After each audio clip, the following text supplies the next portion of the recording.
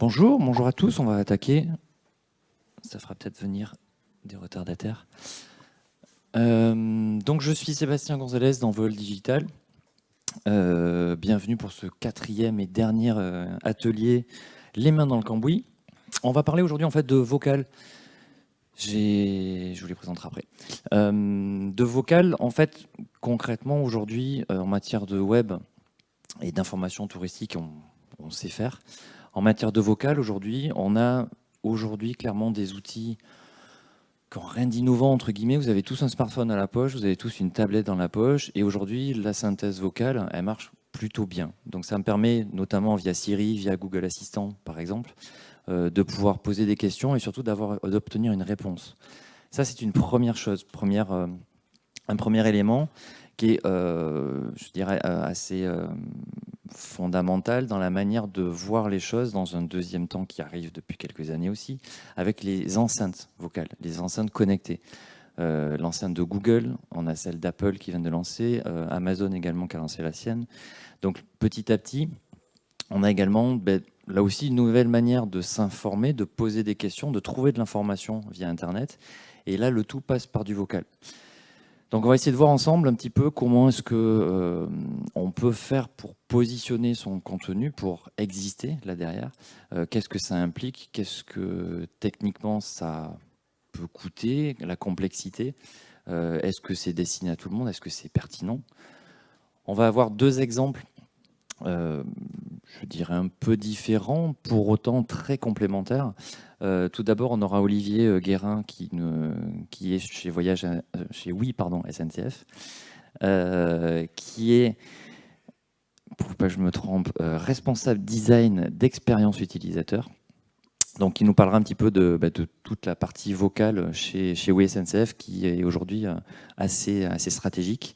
On aura ensuite Thibaut Loubert de Val Thorens, qui, lui, c'est le monsieur digital de Valto. C'est pas la première fois qu'il vient et qu'il intervient sur des ateliers comme ça, et qui lui aussi va expliquer, faire un petit retour d'expérience sur là où ils en sont à Valto, la démarche qu'ils sont en train de mener, toujours pareil avec du vocal et des enceintes connectées. Voilà.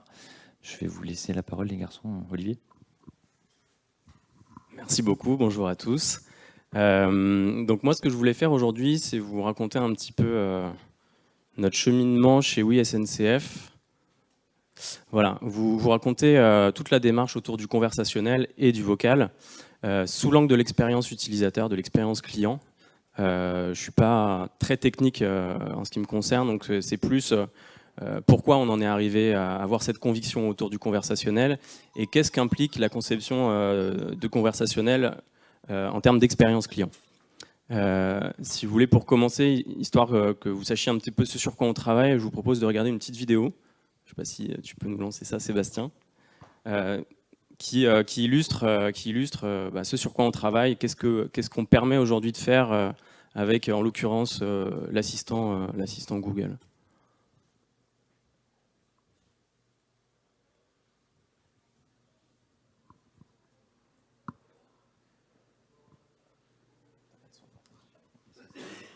Donc là, il faut imaginer que la personne est en train de parler, il y a un petit problème de son. Mais du coup, on peut interagir à l'oral avec l'assistant. Il retranscrit donc le message et on peut interagir comme ça, donc avec un retour visuel sur le message que nous renvoie l'assistant. Et donc cet outil-là, il permet de faire une réservation de billets assez simplement. Pas encore jusqu'au bout, c'est-à-dire que pour l'instant, on ne peut pas concrétiser, finaliser l'achat, même si c'est quelque chose qui va arriver prochainement. Pour l'instant, on s'arrête à l'étape de pose d'option, ou pour ceux qui ont un abonnement TGV Max, peut-être qu'il y en a parmi vous qui ont cet abonnement, on peut aller jusqu'au bout puisqu'il n'y a pas de paiement nécessaire pour la réservation du billet. Donc pour cela, l'expérience permet déjà d'aller au bout et de réserver son billet avec la voix. C'est pas grave, de toute façon la vidéo n'est pas très longue, on arrive au bout là.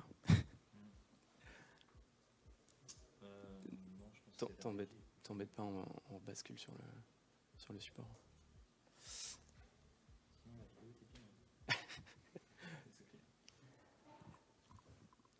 Ok. Voilà, donc moi, au sein de la direction expérience client, je m'occupe donc de l'équipe qui travaille sur la conception des parcours et des interfaces utilisateurs. Au sein de cette direction, on a trois activités. C'est l'optimisation des parcours déjà existants sur notre site, nos applications, etc. La création de nouveaux parcours, la conception de nouveaux parcours, et aussi l'anticipation des usages qui seront les usages de demain. Et c'est dans ce cadre-là qu'on s'est interrogé assez tôt, finalement, dès 2014, sur qu'est-ce qui se passerait si demain l'URL voyagesncf.com, à l'époque c'est comme ça qu'on s'appelait, n'existait plus. Comment on peut imaginer continuer à servir nos clients si demain notre site n'existe plus ou si plus personne ne vient dessus? Qu'est-ce qu'on peut imaginer déployer pour continuer à servir ses clients? Donc il y avait pas mal d'idées qui sont ressorties lors de cet atelier. On s'est dit, oui, il y a sûrement des choses à faire en APIfiant des composants, en allant s'installer chez des partenaires, en investissant les réseaux sociaux. Et puis aussi a été émise l'idée d'aller se nicher dans les applications de messagerie qui commençaient à monter en puissance à ce moment-là. L'année suivante, on a continué cette réflexion, on a été un petit peu plus loin et on a eu l'occasion de faire un peu de recherche utilisateur en allant en boutique, voir comment se passaient des échanges entre vendeurs et clients. Et on a été interpellé par plusieurs choses. La première, c'est que contrairement à ce qu'on pourrait anticiper, il y a pas mal de gens qui continuent à aller en boutique et c'est pas forcément que des seniors qui sont perdus face au digital. Il y a encore plein de gens qui vont chercher quelque chose qu'ils ne trouvent pas avec le digital en allant chercher leur billet en boutique. Et puis, deuxième constat aussi, c'est qu'il y a presque autant de manières d'exprimer un besoin que d'utilisateurs, de clients qui viennent dans la boutique. Entre les personnes qui arrivent à 3 et qui ne ressentent pas le besoin de préciser combien ils sont pour leur billet de train, ou quelqu'un qui est pressé, qui arrive et qui ne prend pas le temps de préciser, qui part tout de suite de la gare la plus proche et qui indique simplement sa destination. Bref, on constate qu'il y a beaucoup de différences, beaucoup de manières d'exprimer finalement un même besoin. Et ce qui est intéressant, c'est que ça marche. Ça marche en boutique. Pourquoi? Parce qu'on a quelqu'un en face de nous qui est capable de combler les trous, de reformuler, de réorienter et finalement de s'approprier, de comprendre un besoin qui est exprimé à demi-mot. Contrairement à ce qu'on propose nous, évidemment, sur une interface graphique classique où on a un formulaire avec 5 champs à remplir, toujours le même ordre, etc. Là, on a une liberté qui est donnée à l'utilisateur, au client, d'exprimer son besoin comme il le sent. Et on a un lien qui est quand même privilégié entre le vendeur et le client, un lien de confiance parce que le vendeur n'a pas besoin, comme nous on peut le faire, de présenter N résultats avec 3 tarifs pour chaque résultat. Le client fait confiance à l'expertise du vendeur qui va lui donner un ou deux trains avec 1 ou 2 prix à chaque fois. Donc ça, c'était un enseignement assez intéressant qui nous a fait percevoir le potentiel finalement du conversationnel pour nous. En 2016, je suis désolé, la présentation a un peu sauté. En 2016, ce qui se passe, c'est qu'on a, comme vous le savez, l'émergence de l'explosion de l'usage des applications de messagerie, WhatsApp, Facebook Messenger, etc. On a le boom des assistants intelligents, les enceintes connectées qui arrivent, et tout ça entraîne finalement une évolution des usages. Donc la techno influence les usages, et comme conséquence, entre autres, on peut signaler le fait que, par exemple, les gens commencent à exprimer dans le moteur de recherche Google leurs requêtes d'une manière plus naturelle et non plus sous la forme de mots-clés.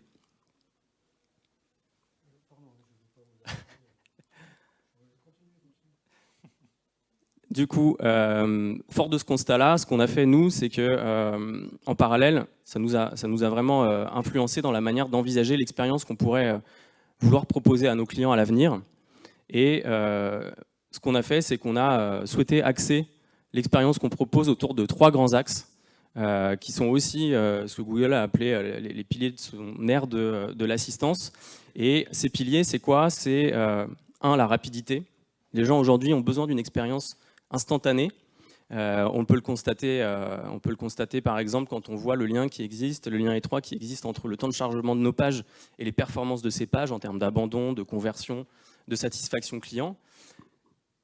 Le deuxième pilier aussi autour duquel on souhaite travailler notre expérience, c'est celui de l'ubiquité, c'est-à-dire notre capacité à servir le client où qu'il soit, à être toujours présent, à portée de sa main. Et là, pour le coup, tu laisses... Je suis en train de lire la vidéo, hein, si vous voulez faire un test pour le son. Pardon.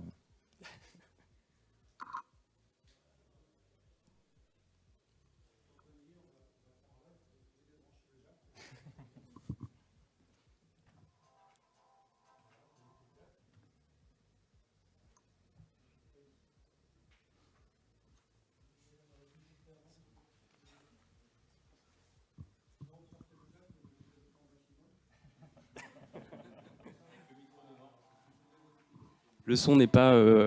ça change pas tout à la vidéo, hein. Même sans son, ça marche aussi.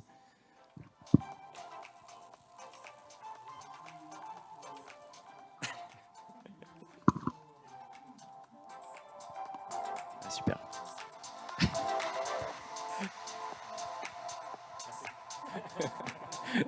Merci beaucoup.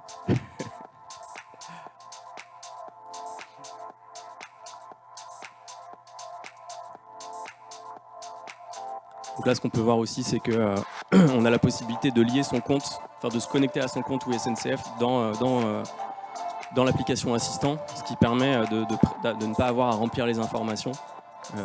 Donc ça, c'est aussi une évolution assez récente, ce qui va largement fluidifier la réservation. Nickel. Si jamais c'est trop fort, tu me dis, je mets plus loin. Bon, c'est Désolé. parti. Donc, je reprends. Pourquoi on s'est investi sur le conversationnel? Je parlais des piliers de l'ère de l'assistance qui sont un peu nos guides aujourd'hui pour définir l'expérience qu'on veut apporter à nos clients. J'ai parlé de la vitesse, le côté instantané, le fait qu'on a besoin, en tout cas c'est une attente de nos clients aujourd'hui, qu'on soit à leur portée de manière très rapide et réactive, voire même proactive idéalement, être en capacité de leur suggérer la bonne info au bon moment. Être là partout, accessible, et c'est aussi quelque chose que le conversationnel peut apporter lui aussi, puisque on se positionne finalement dans les enceintes connectées, dans les applis de messagerie que tout un chacun va utiliser au quotidien. Et puis aussi, un troisième axe, c'est celui de la pertinence, c'est-à-dire la capacité à tenir compte du contexte de chacun, ses attentes spécifiques. Donc ça aussi, c'est un axe de travail. On voit que ceux qui arrivent à faire ça très bien aujourd'hui, comme un Amazon par exemple, ou un Netflix, évidemment, ça marche bien. Ça marche bien pour ces acteurs-là. Donc ça, c'est nos trois axes autour desquels on va travailler l'expérience client aujourd'hui. Et vous voyez bien que c'est trois axes pour lesquels le conversationnel est très, très pertinent. Avant de se lancer dans le conversationnel, si vous avez un projet, il va falloir se demander pourquoi faire. Pourquoi utiliser le conversationnel aujourd'hui, en ayant à l'esprit que certes, le langage naturel, ça reste un mode d'interaction évident pour la plupart d'entre nous, enfin pour tout le monde, mais que malgré tout, l'interface graphique, elle garde quand même l'avantage. Elle garde l'avantage sur certaines choses. Là, on peut le voir ici sur cet exemple. Quoi de mieux qu'une carte ici pour représenter toute cette complexité de points géographiquement disposés versus le langage naturel où, pour raconter la même histoire, il faudrait quasiment un livre entier. Donc, important de s'interroger aujourd'hui quand on veut aller vers le conversationnel sur qu'est-ce qu'on va en faire et qu'est-ce qu'on va apporter à nos clients à travers ça. Et est-ce que le conversationnel apporte réellement quelque chose de plus que l'interface graphique qu'on peut déjà proposer sur un site ou une application. Très concrètement, ça veut dire quoi aujourd'hui? C'est que l'interface graphique, elle garde l'avantage sur pas mal de choses. Là, j'ai présenté une carte, mais on peut penser à d'autres choses qu'on a à faire à nos clients. Remplir un formulaire, présenter un produit, une liste de résultats. Pour toutes ces choses-là, aujourd'hui, le conversationnel n'est pas forcément la solution idéale, absolue. Et il faut bien garder ça à l'esprit quand on va réfléchir au use case qu'on va faire en conversationnel. Ce qui doit rester en tête, c'est que le choix du use case doit avant tout être déterminé par la valeur, l'efficacité, la rapidité, la simplicité que vous allez pouvoir apporter à vos clients à travers l'usage du conversationnel. C'est ça qui doit vous guider et pas simplement l'envie de faire du conversationnel pour du conversationnel. Une fois qu'on s'est dit ça et qu'idéalement on a déterminé le bon cas d'usage pour lequel le conversationnel va réellement apporter quelque chose à vos clients, on va s'intéresser à comment on fait. Quelles sont les spécificités de la conception du conversationnel aujourd'hui. Il y a pas mal de choses à avoir à l'esprit, encore une fois. Je suis désolé, les slides ne ressemblent plus à grand-chose. Un premier truc qui est super clé avec le conversationnel, c'est que c'est très séquentiel. Les choses sont présentées aux utilisateurs les unes après les autres et il peut ignorer aucune chose qu'on va lui présenter. Pour caricaturer un peu ça, je vous ai mis à gauche ce qui se passe avec une carte de chaleur quand on regarde un site internet. L'attention de l'utilisateur, elle peut aller où l'utilisateur a envie qu'elle aille. Donc il va s'intéresser à tel bloc, à tel autre, il va choisir d'ignorer tel autre bloc. Et ça, c'est ce qu'on peut voir ici sur cette carte de chaleur. Dans le conversationnel, à l'inverse, tout ce que vous allez lui présenter, il va devoir y être attentif, le voir, passer par là, il ne peut pas ignorer quoi que ce soit. Et du coup, ça veut dire que autant sur une page d'accueil, on pourrait à la limite se permettre de présenter des contenus qui ne vont pas intéresser la personne, autant sur du conversationnel, on a l'obligation d'être absolument pertinent pour l'utilisateur qu'on a en face de nous. On ne peut pas se permettre de lui balancer une pub avec du conversationnel qui ne l'intéresse pas. On ne peut pas se permettre de lui balancer un contenu qui n'est pas fait pour lui. Donc ça, c'est super clé dans le conversationnel. Il ne faut pas oublier que ce mode d'échange, il est beaucoup plus impliquant que l'interaction avec une interface graphique. Un peu comme quand on échange donc avec ce vendeur, ce rapport vendeur-client, on le retrouve dans le conversationnel. Cette exigence de pertinence, elle va un cran plus loin avec le vocal. Parce que au-delà de la séquentialité, il y a aussi avec le vocal le fait qu'il va falloir travailler avec la mémoire des gens, leur capacité de mémoriser des informations. Et en fait, cette capacité, elle est plus limitée que ce qu'on pourrait penser. Donc là, la règle du 5 plus ou moins 2 items, elle se vérifie assez bien. Et nous, quand on a commencé à travailler sur le vocal pour Google Home, on a commencé par quelques tests utilisateurs justement pour savoir dans quelle mesure on pouvait présenter des résultats de recherche train à nos clients et qu'est-ce qu'ils étaient capables d'en retenir. Donc on a commencé lors du premier test à leur raconter un truc du genre alors voilà pour votre recherche, on a trouvé 3 trains. Le premier il part à 14h36, il arrive à 17h20 et ça vous coûtera 28 €. Le deuxième il est à 15h12, il arrive à 17h44 et il vous coûtera 44 €. Et le troisième train il part à 17h34. Il arrive à 19h20 et il vous coûtera 50 €. Et là, quand vous demandez aux gens ce qu'ils ont retenu, ils n'ont rien retenu en fait. Ils n'ont rien retenu parce que c'est beaucoup trop d'informations pour le traiter et le mémoriser. Ce qui fait que quand on leur demande de choisir entre les 3 trains, ils sont incapables de choisir, évidemment. Et donc, travailler sur du vocal, ça veut dire travailler à simplifier au maximum le contenu que vous allez proposer à vos clients, la manière dont vous allez restituer les informations. Et nous, par exemple, ça s'est traduit par le fait que, plutôt que de balancer ces 3 trains comme ça, avec toutes ces informations d'horaire, de prix, on a imaginé un peu un principe d'approximation successive où on va donner des informations pas tout à fait justes, mais en tout cas qui n'induisent pas en erreur. Plutôt que de dire, voilà, le premier train est à 15h24, on va dire, il y a un premier train qui part vers 15h20, donc les chiffres ronds sont mieux retenus, et puis on va se limiter à 3-4 informations maximum à chaque fois. Les prix, on les garde exacts. Les horaires, on les arrondit de manière à ce qu'il n'y ait pas d'erreur possible pour l'utilisateur. Et par approximation successive, on va lui permettre de choisir son train. Donc plutôt que de lui balancer d'emblée toutes les informations, on va l'orienter petit à petit à travers 2-3 interactions vers le choix de son train. Alors, il faut imaginer que le deuxième mot, c'est posture. Je parlais tout à l'heure du rapport privilégié qui s'établit entre le vendeur et le client en boutique. Ça, c'est quelque chose qu'on a pu vérifier, qu'on a pu comprendre aussi à travers quelques tests quand on a commencé à travailler aussi sur le conversationnel. C'est qu'il y a un lien de confiance qui est à établir avec le client, avec le conversationnel, qui est nécessaire pour que la transaction se passe bien.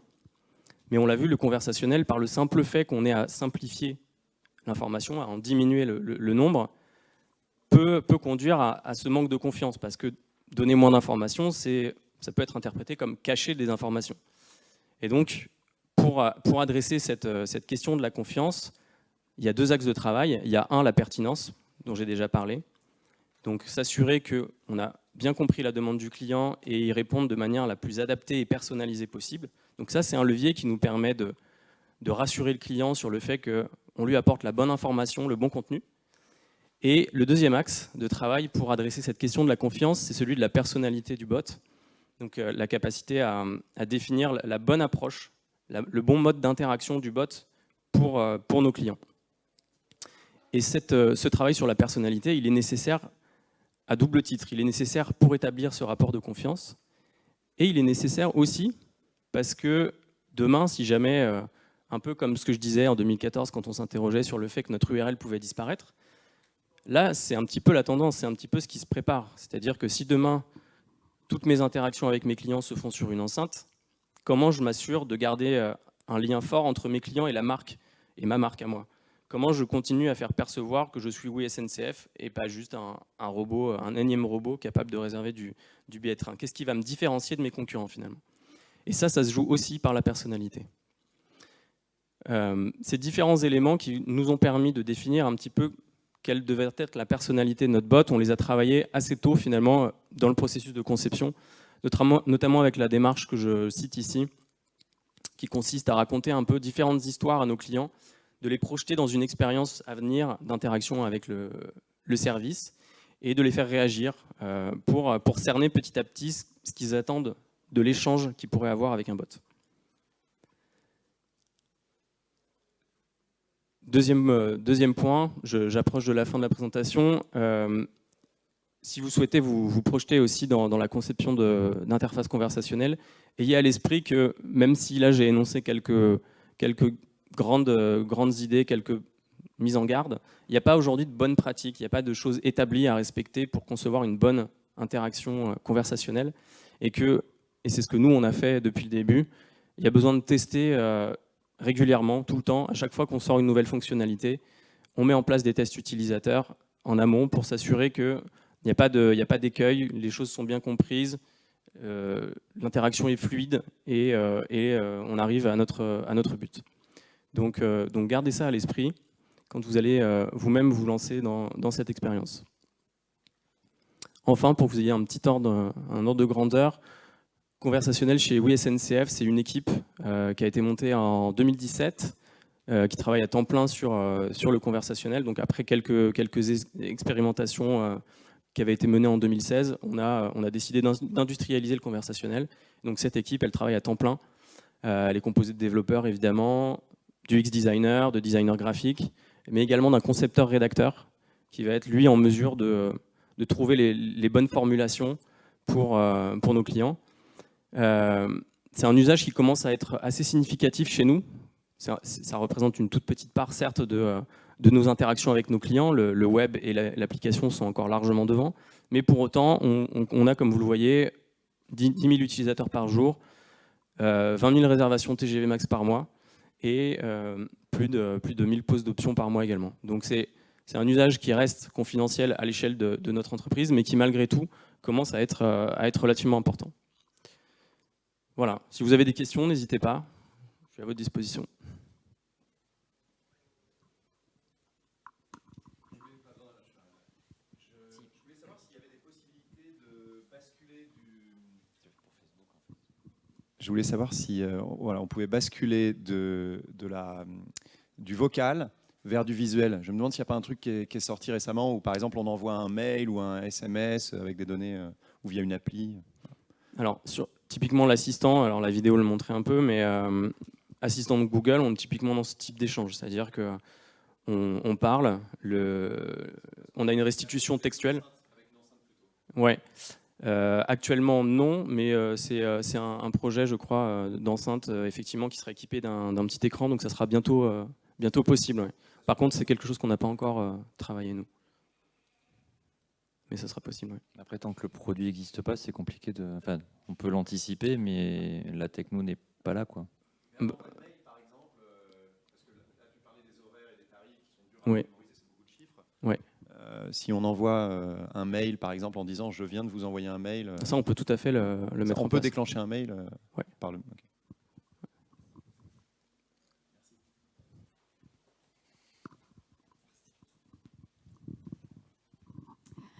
Bonjour, donc vous avez fait le choix de baser votre bot sur l'assistant Google. Il y avait d'autres solutions parce que bon là, finalement, ça impose aux voyageurs de confier ces données-là à Google indirectement.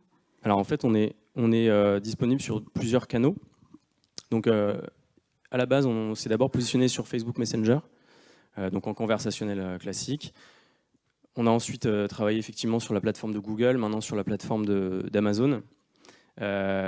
Donc après, les données clients restent de notre côté. Typiquement, quand on est avec l'assistant, qu'on se connecte au compte, on est connecté sur le compte oui SNCF. Et donc les données, après, sont traitées de notre côté, ne sont pas traitées côté Google, en fait. Après, probablement que l'échange, la nature de le contenu de l'échange, il est visible côté Google.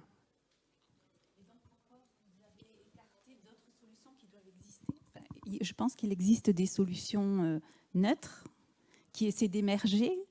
Et donc, si les grands groupes comme SNCF En fait, finalement utilisent les solutions qui exploitent nos données, on ne pourra pas y échapper. ce qui explique ce choix de se positionner avec ces acteurs, on va dire, dominants sur le marché, c'est principalement ce que j'expliquais un peu plus tôt dans la présentation, c'est que l'idée, c'est d'aller là où on peut aller capter nos clients. Typiquement Messenger ou peut-être WhatsApp demain, ce sont des plateformes qui sont largement investies par nos clients.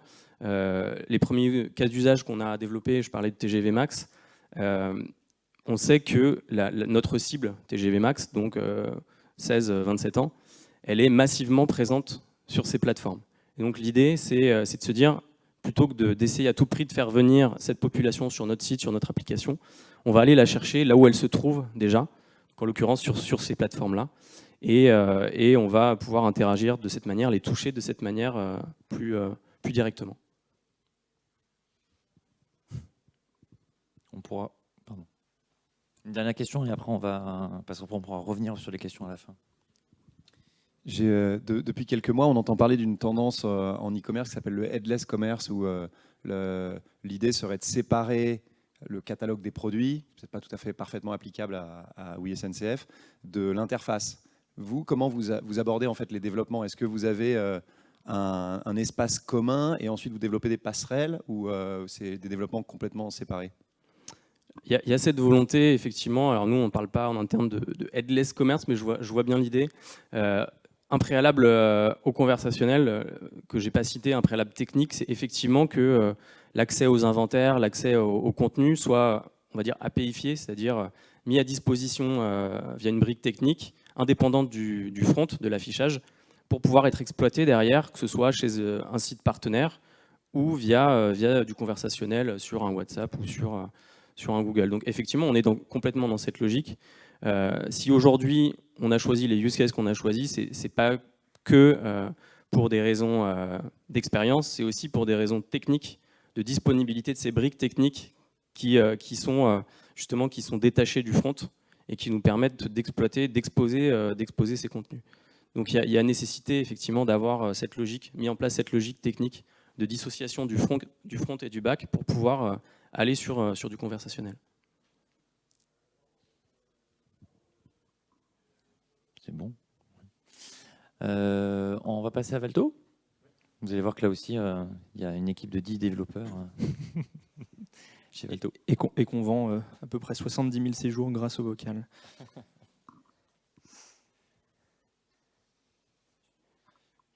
Quelques mots sur tes annexes, peut-être?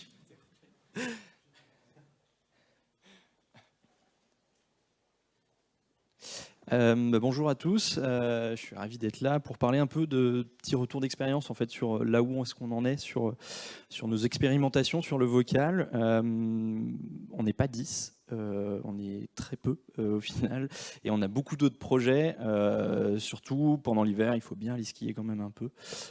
Donc on s'occupe des projets vocaux que sur l'intersaison. Val Thorens, c'est au final une petite ville. On fait à peu près la moitié de la surface d'un Europa Park. Mais pour autant, il y a 20 000 à peu près, 20 000 voyageurs qui arrivent à Val Thorens chaque samedi et qui repartent aussi. Donc ça fait un gros flux de voyageurs. L'office de tourisme aujourd'hui, il est situé en plein centre de Val Thorens, donc juste ici. Mais par contre, on s'est rendu compte que beaucoup de voyageurs arrivaient par la gare routière, ils arrivaient directement sur les gros blocs que sont les parkings qui composent Val Thorens et qui ne passaient pas forcément par le centre de Val Thorens. Donc on s'est dit, est-ce qu'il n'y a pas quelque chose à jouer pour faire des petits accueils, on va dire, déportés et surtout, en humain, on n'est pas capable aujourd'hui, en termes de budget, de mettre des personnes sur tous ces accueils déportés. Donc on a identifié, nous, deux chantiers un peu qu'on juge prioritaires. Alors c'est pareil, c'est toujours des chantiers, c'est pour ça que ça s'appelle des chantiers, c'est de l'expérimentation. C'est pas des choses qui sont en production actuellement. On réfléchit sur beaucoup de choses. L'idée, c'est de travailler sur ce qu'on appelle le vo-local, donc un vocal mais qui serait local. On prend 5 Google Home, on les dissémine un peu partout dans Val Thorens. On a identifié 5 points en fonction des flux de voyageurs. On les met dans des petites boîtes plexiglas pour les sécuriser. On fait des petits trous sur les boîtes plexiglas et on permet aux personnes de venir poser des questions à ces Google Home. Nous, ce qui nous intéresse là-dedans, c'est qu'à partir du moment où on sait physiquement où sont ces Google Home, on peut donner une information qui est pertinente en fonction justement de la position de l'utilisateur, puisqu'on la connaît. Je vous montrerai 2 petits exemples juste après. Deuxième sujet, pareil, qu'on juge prioritaire, travailler sur les contenus pour la recherche vocale en avant-séjour. On le sait, en fait, avec Siri, il y a de plus en plus de choses qui se passent autour du vocal. En revanche, on le verra juste après, ce dont on est persuadé, c'est que pour le moment, en tout cas, un robot ne sera pas capable de vendre un séjour avec le forfait qui va bien, avec l'hébergement qui va bien, tout simplement parce qu'on a des experts de destination aujourd'hui qui connaissent Val Thorens par cœur. On est persuadé que le contact humain reste important. Et nous, les expérimentations qu'on fait, c'est juste pour, on va dire, permettre un accueil un peu différent. Alors là, je vais avoir besoin de toi pour faire le son. Hi, I am the Val Thorens assistant. How can I help you? What's the weather for tomorrow? During the day in Val Thorens, there will be snow shower with some clouds. Highs 3 degrees. Freezing level at 2,400 meters. Quelle est ta piste préférée? J'aime bien la piste bleue de la Laurie, même si le froid n'est pas bon pour mes circuits. I need to find a pharmacy. From the tourist office, you have to go to the church and then continue the street that goes up to the top of Val Thorens. What's the most beautiful viewpoint? I love going to Karen, take the cable car and admire the beautiful view. But beware of the cold that could freeze the circuits. Quels sont les horaires d'ouverture du téléphérique de Caron? Le téléphérique Caron est ouvert de 9h à 16h30. Quand pourrais-je enfin skier? La station ouvrira le 18 novembre. Je suis moi aussi impatiente de dévaler les pistes. Merci. Je vous en prie, profitez bien de votre séjour.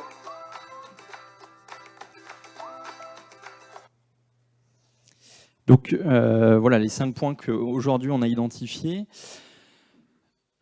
L'idée, c'est de renseigner les personnes en se basant, donc, comme je le disais, sur la position physique des voyageurs, d'avoir un accueil déporté sur un peu tous ces petits points de passage qui sont importants à Val Thorens, et un accueil qui peut être 24 heures sur 24, 7 jours sur 7. L'accueil physique, on en a plusieurs aussi, qui sont des accueils humains. Donc, c'est un projet qui ne va pas remplacer justement l'humain. L'idée, ce n'est pas de remplacer la discussion en one-to-one. On a des accueils physiques qui perdurent dans pas mal de points de la destination. On a l'accueil de l'office de tourisme qui reste ouvert de 8h30 à 19h pour renseigner les personnes, pour apporter des informations supplémentaires. Et puis de toute façon, on a tous les autres dispositifs avec les réseaux sociaux, les outils CRM qui permettent de faire de la gestion de crise. Si besoin, 24 heures sur 24, on peut déclencher des équipes. Donc là, je vais faire une petite démo. Alors l'effet démo veut que normalement, ça ne va pas marcher. Ok Google, parlez à Val Thorens. Pardon, mais je ne sais pas trop comment vous aider. L'effet démo. Ok Google, parlez à Val Thorens. Très bien, je vous affiche la version test de Val Thorens. Bonjour et bienvenue à Val Thorens. Si vous avez une question, je vais tenter de vous aider. De 8h30 à 19h, vous pouvez également aller à l'office de tourisme sur la place Caron pour voir et discuter de vive voix avec mes collègues. Où se trouve le restaurant de la maison? Le restaurant La Maison se trouve à 1 minute d'où nous sommes. Retournez-vous et descendez sur votre droite sur 50 mètres. Où se trouve la pharmacie? La pharmacie des Trois-Vallées est située dans la galerie Péclette. Depuis le lieu où nous sommes, rendez-vous à l'église puis continuez de monter sur la rue à gauche. Vous trouverez la pharmacie dans la galerie Péclette à 100 mètres sur votre gauche. Qu'est-ce que tu as préféré hier soir? Je dois avouer que j'ai beaucoup aimé le bar à eau de Guebwiller, même si l'eau me fait un peu mal au circuit. Ouais, moi aussi. Voilà, donc l'idée, on parle beaucoup d'intelligence artificielle, donc je pourrais vous... Ça me touche. Bon, content que ça te touche. Ok Google, stop. D'accord. Je peux être utile pour autre chose? Non, ça va, merci. Merci. Très bien, merci. J'ai la tête bien à l'esquier. Voilà, donc on parle d'intelligence artificielle, on n'y est pas encore. Je vais juste baisser le son de ce Google Home avant qu'il nous énerve. Et de doux rêves. À bientôt. Ça, c'était pas prévu. Donc on parle beaucoup d'intelligence artificielle. J'aurais pu vous dire qu'on a travaillé avec des éminents chercheurs pour justement construire ce Google Home dans tout ce qui va être synthèse vocale, etc. Mais en fait, pas du tout. Il n'y a pas du tout d'intelligence artificielle là-dedans. On a programmé des réponses. Le parallèle qu'on peut faire, c'est une foire aux questions, c'est-à-dire qu'on lui dit, l'utilisateur va te demander où se trouve la pharmacie, tu lui réponds ça. Par contre, ce qu'on a programmé, c'est qu'on a les 5 Google Home différents, qu'on se base justement sur la position physique des utilisateurs. Et ça va nous permettre justement derrière que le Google Home donne une information différente.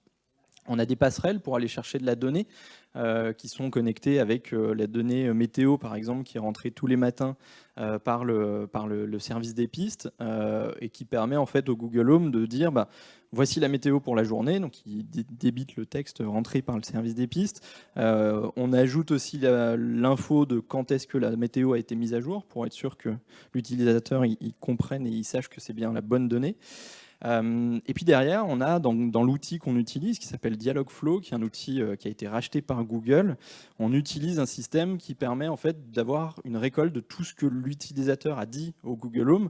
Et donc l'idée, c'est de faire apprendre au Google Home de plus en plus de réponses, parce que forcément, nous, on a pensé à toutes les questions possibles et imaginables, qu'elles soient des vraies questions ou des questions un peu plus cons. Et derrière, on est sûr qu'il y a des utilisateurs qui auront des questions que nous, on n'aura pas prévues. Et donc à ce moment-là, on va pouvoir préprogrammer la réponse à cette question dans le futur. Donc ça, c'est un peu l'outil qu'on utilise, nous, à Val Thorens. Peut-être qu'il y a une vidéo qui se lit. Tu arrives à mettre le... Je t'épargne, il n'y a pas de son, donc je t'épargne le... Il y a Google qui continue.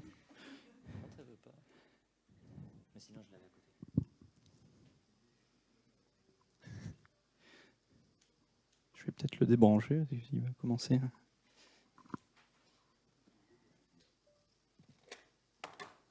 Ouais, fini Google. Oui.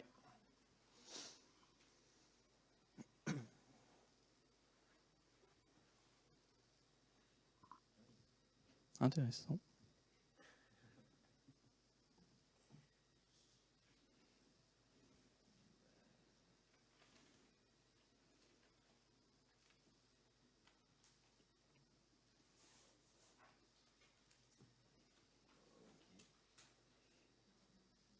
Bon, vous pourrez la lire sur les SlideShare que justement l'organisation met à disposition, peut-être avec VLC si...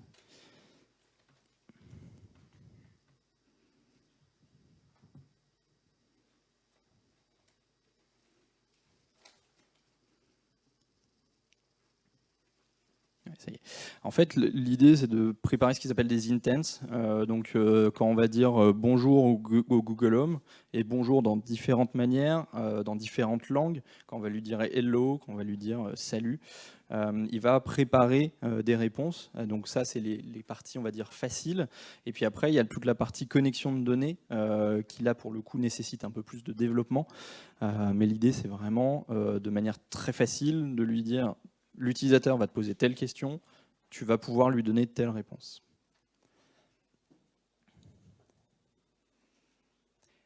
Ici, dans le training, c'est justement les questions qui ont été posées et on va lui apprendre à l'outil, à lui dire que il nous fait des propositions en fait de réponses adaptées d'après lui, qu'il n'a pas sorti à l'utilisateur, mais en tout cas, d'après lui, c'était la bonne réponse à sortir. Et nous, on lui valide que c'est bien la bonne réponse, et ça va lui permettre en fait d'apprendre, d'auto-apprendre, justement, à sortir des réponses beaucoup plus pertinentes. Voilà, tu peux revenir sur le...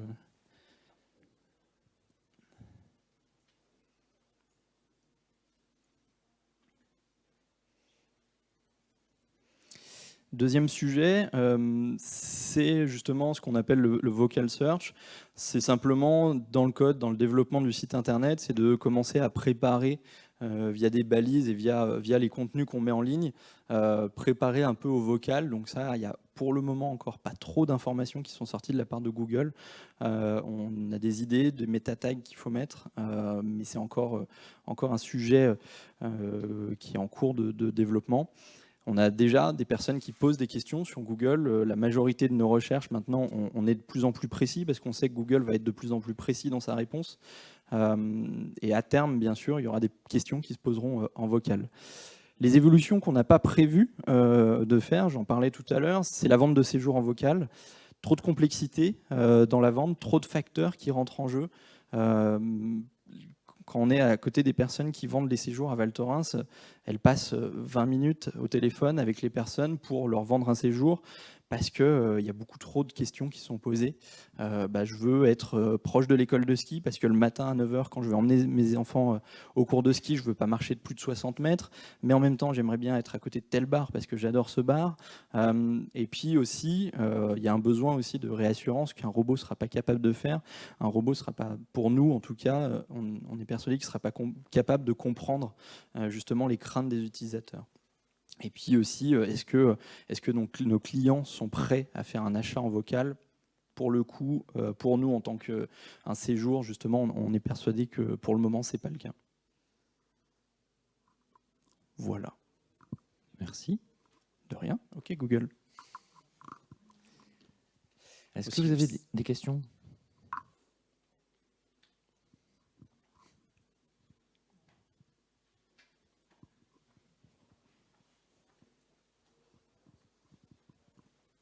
Et aussi, si vous avez préparé des questions justement pour mon collègue de SNCF et que vous ayez réfléchi pendant 15 minutes, n'hésitez pas. Je voulais savoir en termes de coût, ça représente à peu près combien, un budget de combien ça pour mettre en place ce type de dispositif ? Pas grand-chose. Un Google Home, ça coûte moins de 100 euros. Il y a les boîtes plexiglas sur lesquelles on travaille. Ça représente 100-150 euros. Il y a presque plus cher de boîtes plexiglas que de Google Home. Derrière, l'outil Dialogflow, pour le moment, est gratuit, sachant que le business model à venir, c'est qu'en fonction du nombre de questions qui vont être posées, ils vont commencer à faire payer à la requête, on va dire. Mais pour le moment, vu qu'ils viennent de racheter l'outil, pour le moment, c'est gratuit. Et puis derrière, du temps humain, de beaucoup parler aussi avec justement mes collègues du service accueil, parce que c'est elles qui savent un peu les questions incontournables, on va dire, qu'il faut déjà programmer dans l'outil. Donc c'est pas un budget extraordinaire. Là où ça va être un peu plus complexe, c'est sur le rapatriement, on va dire, de données un peu plus externes, comme la météo, les ouvertures de pistes, des choses comme ça. Où là, c'est du coup du développement pur et dur, quoi. Et est-ce que vous avez identifié des retours négatifs de certaines personnes justement sur le fait qu'ils ne veulent pas du tout utiliser cette technologie ? Pour le moment, non, parce qu'on en est encore à la phase d'expérimentation. Par contre, on est persuadé, oui, qu'il y a des personnes qui sont pas du tout là-dedans et qui veulent pas parler à un robot. Nous, l'idée, c'est plus de surfer un peu sur un côté nouveau d'un outil, de voir comment ça se passe, et puis de se servir aussi. En fait, ça fait aussi un outil qui va nous permettre de voir, de refaire des statistiques sur les flux voyageurs. Parce qu'on va voir quand est-ce que le vocal est déclenché, à quel moment de la journée, de choses comme ça. Donc ça va nous permettre aussi de refaire un petit point là-dessus. Mais oui, il y a forcément des personnes, et c'est pour ça que la première phrase que dit le robot, c'est « N'hésitez pas à aller sur la place Caron pour discuter avec mes collègues de vive voix ». Mais c'est justement tout l'intérêt, c'est qu'en fait c'est vraiment complémentaire, c'est en plus. Oui, que c'est ça. l'office reste ouvert, tu disais les accueils dans les parkings, etc. reste quand même sur du 24/24. Donc on a quand même le service humain, entre guillemets. Si je veux avoir quelqu'un avec qui discuter, je peux aller le voir.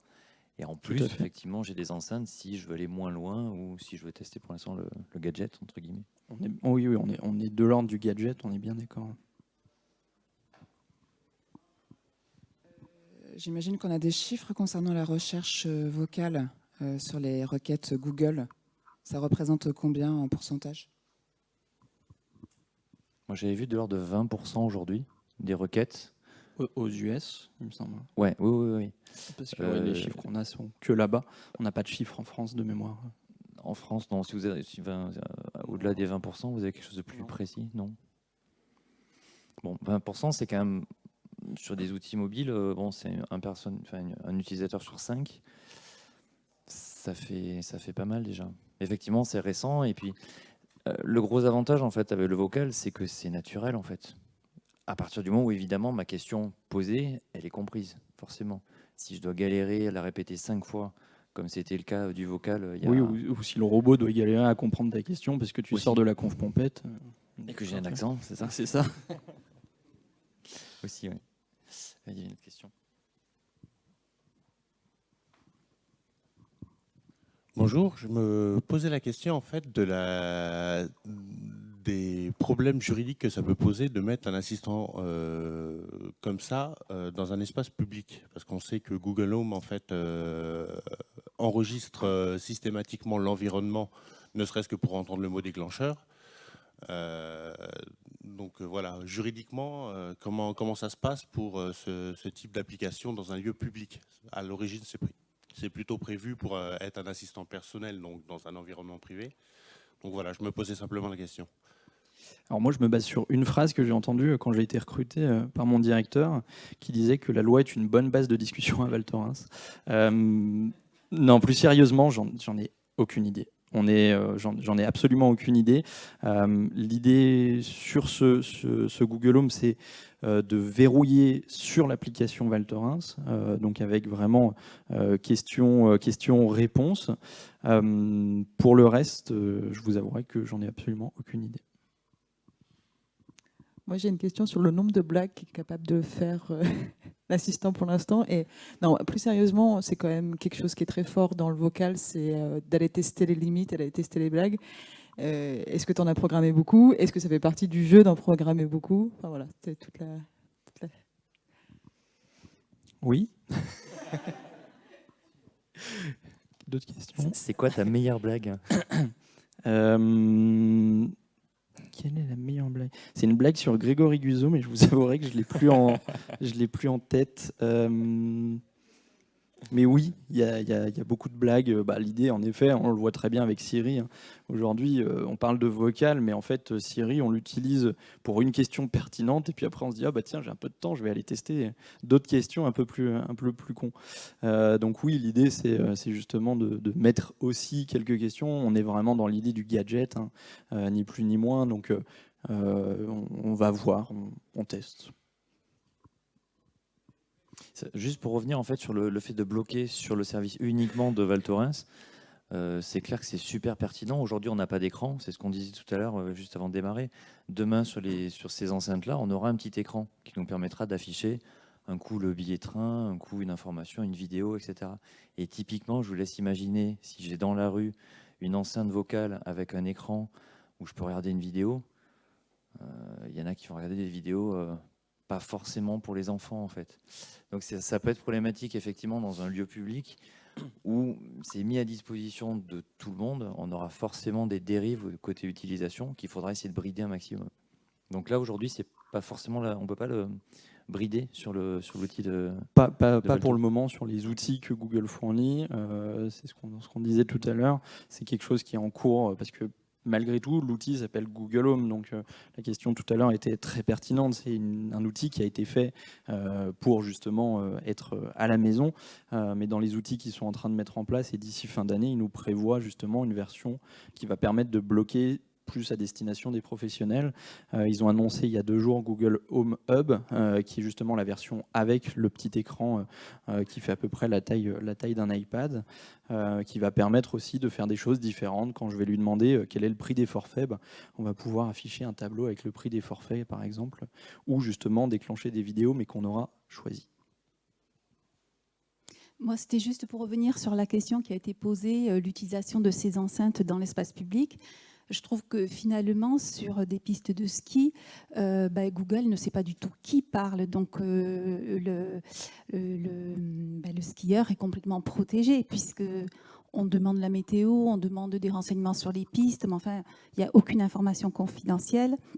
Contrairement à l'utilisation de l'enceinte dans l'espace privé, où là, Google sait très bien qui utilise, qui pose les questions, et tout est enregistré, et on sait qui a posé la question. Donc je ne vois pas trop quel pourrait être le problème, tant que c'est des questions simples, comme sur les pistes, la météo, et que Google ne sait pas qui pose la question. Tout à fait, oui. L'idée, c'est il n'y aura pas de transaction, il y aura pas de... C'est vraiment l'idée de verrouiller et d'avoir des questions qui soient basiques et simples.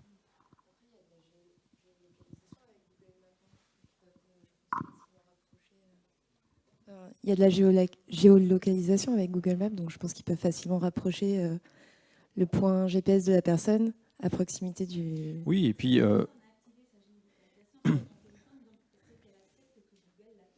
Oui, mais il y a plein de gens, ils font pas attention et ils l'ont juste activé parce que c'est pratique, parce qu'ils font souvent des recherches, quoi. Et puis, on ne sait pas aujourd'hui tout ce qu'il y a dans l'outil, dans le boîtier, connexion Wi-Fi, connexion Bluetooth, on ne sait pas comment ils l'utilisent. Et en effet, ils peuvent très bien partir du principe que si la personne est à moins d'1 mètre de l'enceinte, c'est que c'est elle qui pose la question. Et puis, ça se trouve, Google connaît le timbre de notre voix aussi. C'est pas pour faire peur, mais...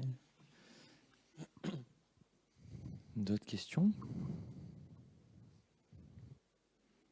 Moi, j'en ai une, heureusement. Oui. Ça te prend combien de temps, clairement, pour créer du contenu ? Est-ce que l'interface, elle est simple, telle qu'on l'a vue pour de vrai ? Ou est-ce que au tout début, il faut galérer comme un fou, être un vrai développeur et passer 5 jours à paramétrer le truc et à rien comprendre parce que la doc est en anglais, etc. Alors, à l'époque, oui, il fallait faire ça. Il y a à peu près 1 an, quand on a lancé nos expérimentations, que l'outil s'appelait API.ai, qu'il n'avait pas encore été racheté par Google. Oui, il fallait faire des déclarations d'API auprès du Google Home, lui dire qu'il était bien connecté avec telle interface, etc. etc.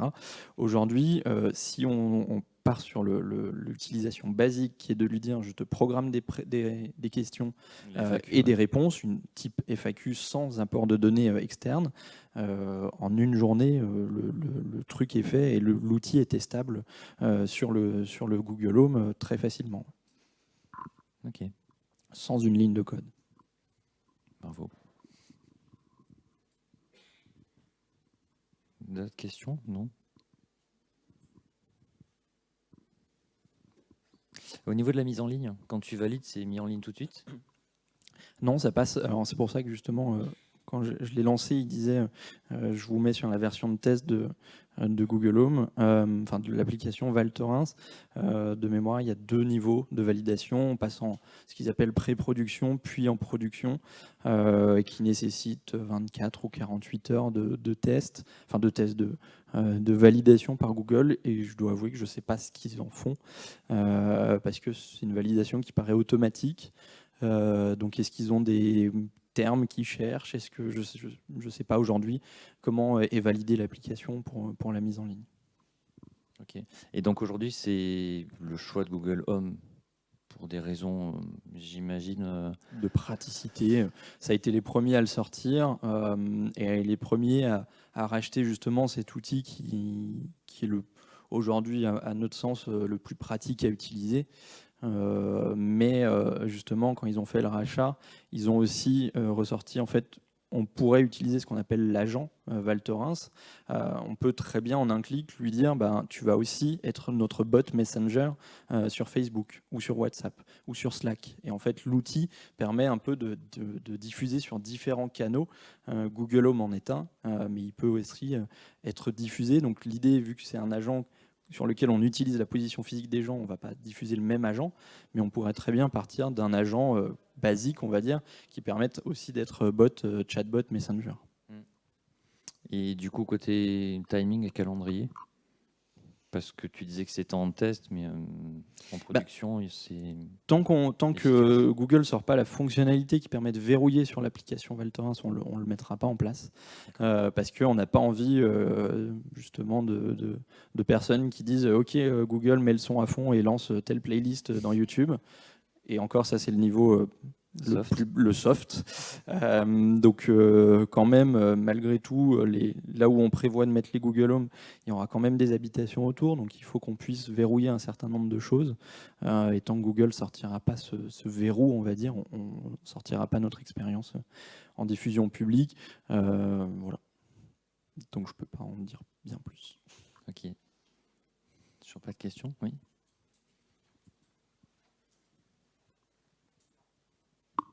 Concernant Oui SNCF, Google se rémunère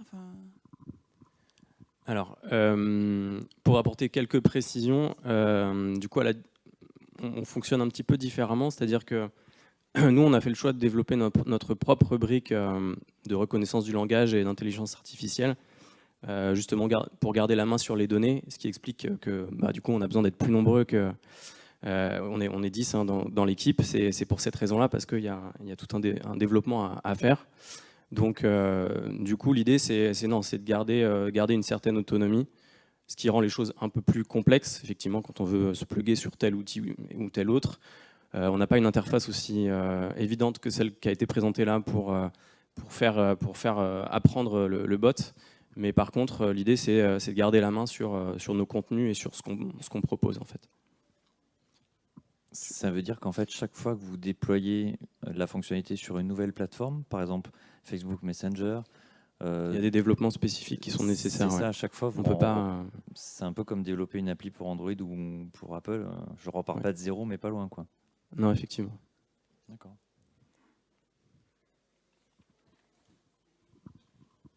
Et en termes de vision, justement, à Oui SNCF, dans quelques années, au-delà de WhatsApp, est-ce que vous avez des ambitions particulières?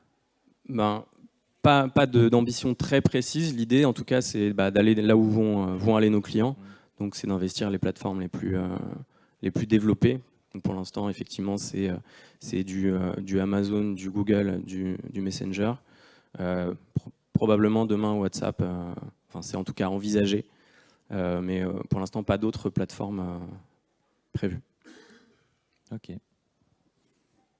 Une dernière question pour la route? Ou on se quitte comme ça? Oui.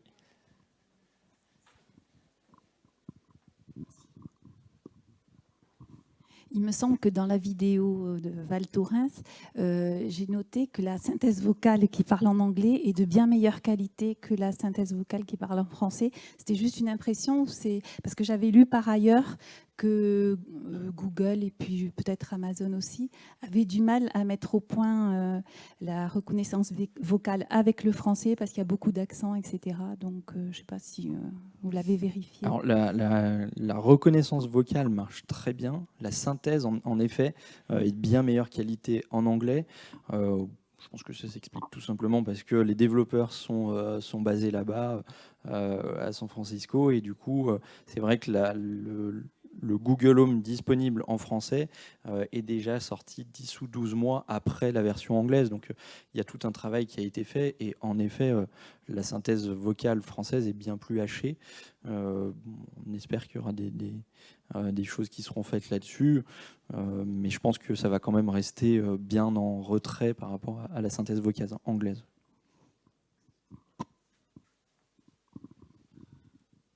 C'est bon? On conclut là? Écoutez, merci beaucoup. Et puis bonne fin de journée, bonne continuation, à plus tard. Merci.